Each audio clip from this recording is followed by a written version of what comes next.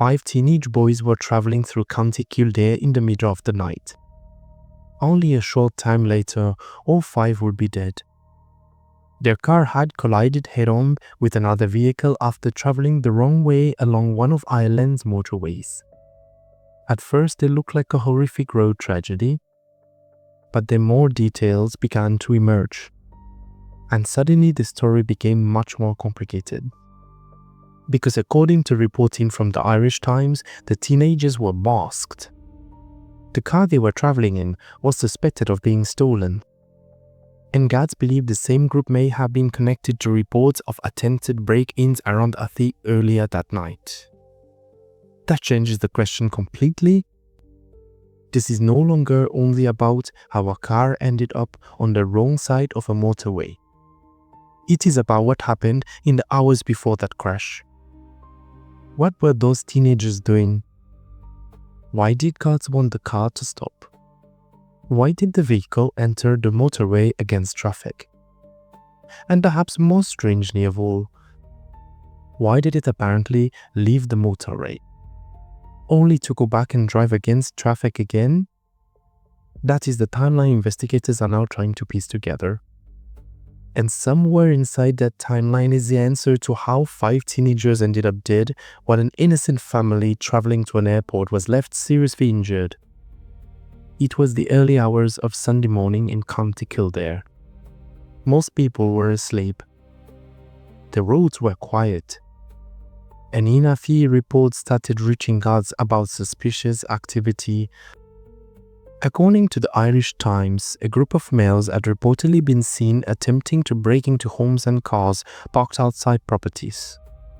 At this stage, it is important to be clear. Those reports are allegations. No court has established that the teenagers who later died were responsible for those incidents. But Gards believe there may be a connection, and that possible connection now forms part of the investigation into everything that followed. At around 2 in the morning, Gards encountered a dark-colored BMW in Athy. They requested that the vehicle stop. It did not. Instead, according to the reporting, the driver accelerated away. That single moment may now be one of the most important points in the entire timeline.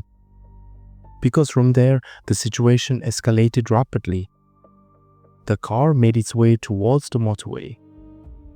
And at some point, it entered the road in the wrong direction. It was traveling against traffic.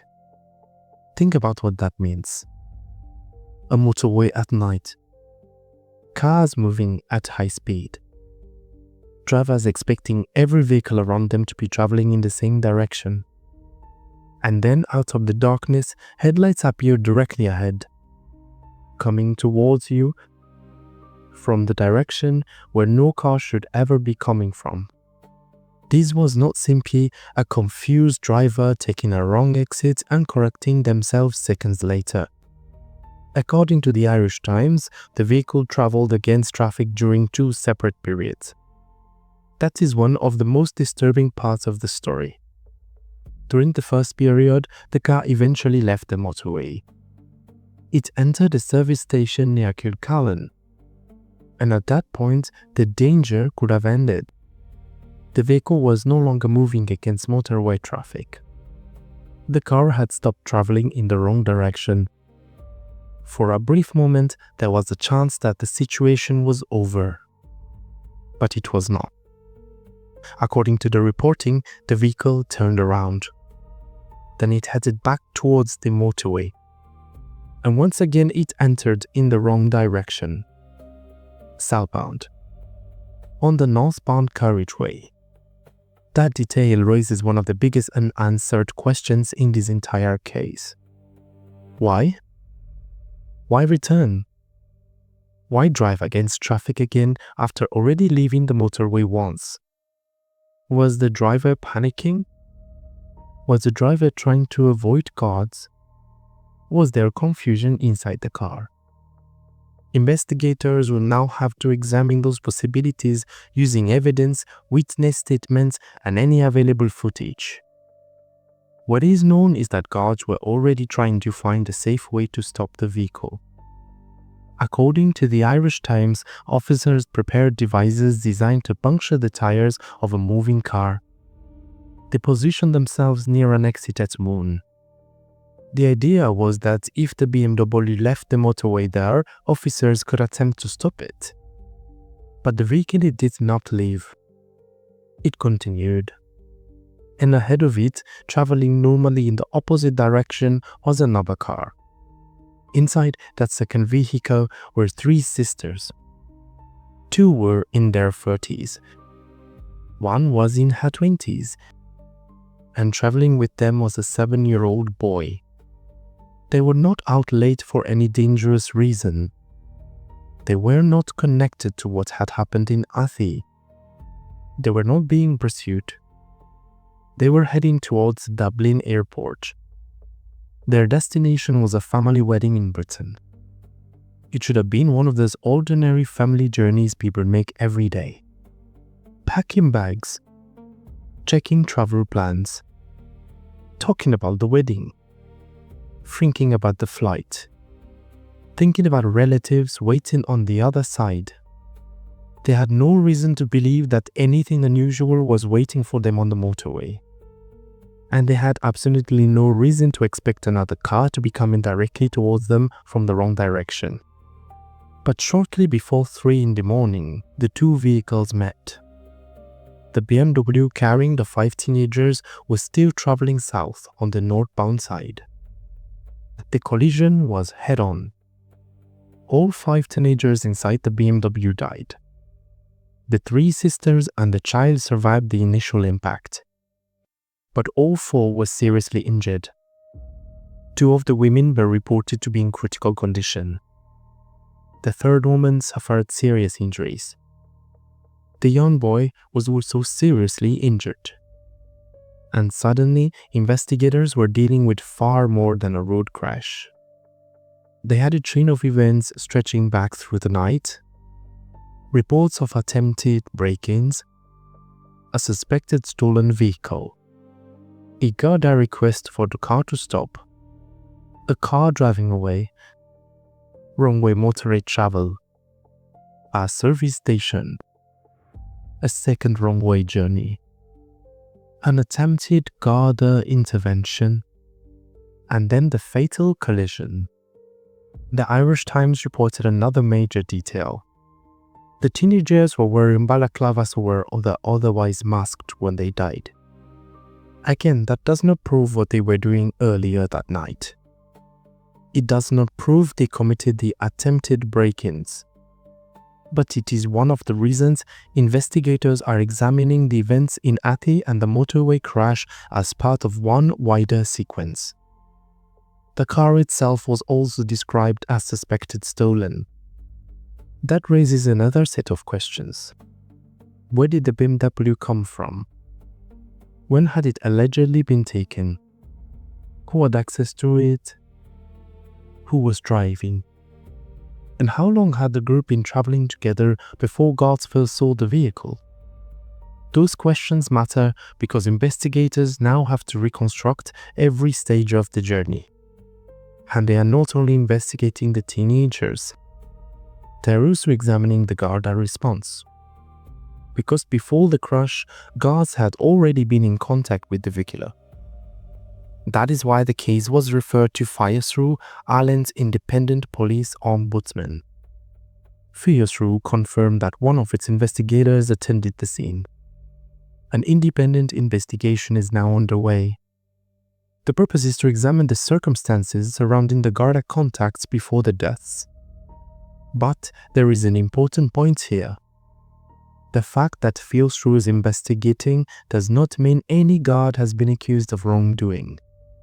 It does not mean investigators have decided that Gards caused the crash. It means there was contact between Gards and the vehicle before a fatal incident, and that contact must now be independently examined. That process will look at what information Gards had, what decisions were made, what options were available, whether the vehicle was being followed, whether officers disengaged, and whether anything done or not done may have contributed to the outcome. According to the Irish Times, guards were not pursuing the BMW at the moment of the collision. That detail is likely to become central as investigators reconstruct the final minutes. Because one of the biggest public questions is whether the driver was still attempting to escape from guards when the crash happened. The available reporting says there was no active pursuit at the exact moment of impact.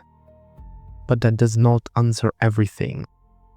Investigators still need to establish what the people inside the BMW believed was happening. Did they know where guards were? Were they trying to avoid being stopped?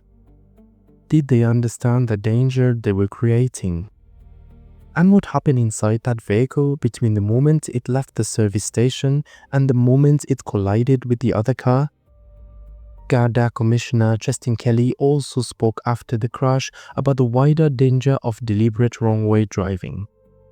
He warned that some recent dangerous driving incidents have involved people seeking attention online. But it is important not to turn that broader warning into a claim about this specific case. There is no confirmed public evidence establishing that the teenagers in this BMW were driving the wrong way for social media attention. That has not been proven. The exact motive for the driving remains part of the unanswered story. And that distinction matters. Because the facts are already powerful enough without adding speculation. 5 teenagers were in a suspected stolen car. They were reportedly masked. Guards had attempted to stop the vehicle earlier.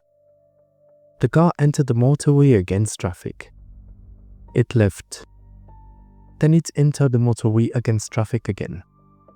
And before anyone could stop it, another family appeared ahead. A family that had absolutely nothing to do with whatever had happened earlier that night. The family is one of the most important parts of this story. Because when a case has dramatic details, it can be easy to focus only on the car, the pursuit questions, and the mystery. But there were 4 people in the second vehicle whose lives changed in seconds. 3 sisters. 1 child. A family wedding ahead of them. Instead of arriving at the airport, they ended up in hospital. And while 5 families were being told that their teenage sons would not be coming home, another family was waiting for news about whether their loved ones would survive. That is the human cost behind all the unanswered questions. The investigation now has several different layers. First, guards must establish what happened in Athy. Who were the people reported near homes and parked vehicles? Were they connected to the BMW? What evidence links those reports to the teenagers? Then there is the car itself. Was it stolen? If so, when? From where? Who was driving it? And who knew what about the vehicle? Then there is the motorway journey. How did the car enter the wrong side? How long was it traveling against traffic the first time? Why did it leave? What happened at the service station? Why did it return? And why did the wrong way driving continue? Then there is the Garda response. What happened when officers first requested that the BMW stop? How long did contact continue? When did guards decide not to pursue? What information was passed between officers? And what was the plan for stopping the car safely? All of those questions are now part of the wider investigation, and evidence from ordinary drivers could become extremely important. Guards have appealed for witnesses. They want to hear from people who were traveling on the motorway during the relevant periods. They are especially interested in anyone who may have dash camera footage. That footage could show the BMW. It could help establish speed, direction, timing, vehicle movements, and possibly even where the car entered or left the motor. In cases like this, a few seconds of footage can completely change the understanding of a timeline. Because right now the public knows the beginning and it knows the ending. But there are still gaps in the middle. We know there were reports of attempted break-ins. We know guards encountered the BMW. We know the vehicle did not stop. We know it traveled against motorway traffic. We know it left the motorway. We know it returned. And we know 5 teenagers died when it collided with another car. But between those confirmed points are decisions, moments, and unanswered questions. What was happening inside the BMW? Who decided where the car would go? What did the driver think was happening behind them? Why continue when the danger was so obvious? And could anything have stopped the chain of events before that final collision? Those are questions investigators will now try to answer. And because all 5 teenagers died, some answers may be harder to obtain. They cannot explain what they were thinking. They cannot respond to the allegations surrounding the earlier incidents. They cannot tell investigators what happened inside the car. That means evidence becomes even more important. Footage, phone records, vehicle data, witness statements, Garda communications, service station cameras, motorway cameras. Every piece of information could help fill another gap. And until that investigation is complete, the allegations surrounding the teenagers must remain allegations. They were not convicted of any crime connected to the reported break-ins. Their individual roles have not been established in court. That matters because this case has already attracted strong emotion. 5 teenagers are dead. 4 innocent people were seriously injured. And Ireland is now trying to understand how a sequence of events that began in Athy ended with a head-on collision on a motorway. There are already people asking whether the crash could have been prevented. There are questions about the driver, questions about the Garda response, questions about the suspected crime spree, questions about the car, and questions about why the vehicle was driven the wrong way not once but reportedly twice. But those answers will come from evidence, not rumors, not social media speculation, and not assumptions. For now, what can be said is this. 5 teenage boys were traveling in a BMW that Gards reportedly wanted to stop. The car was suspected of being stolen. The teenagers were reportedly masked. Gards believe they may have been connected to attempted break-ins earlier in Athy. The vehicle then traveled against traffic on the motorway. It left. It returned. And shortly before 3 in the morning, it collided head-on with another car carrying 3 sisters and a young boy traveling to a family wedding. 5 lives ended. 4 more people were seriously injured. And an independent investigation is now examining what happened before those final seconds. Because the collision itself may have happened in an instant, but the story behind it began much earlier. And somewhere between those first reports in Athy, the Garda encounter, the service station, and that second runway journey, lies the answer to how this night ended in tragedy.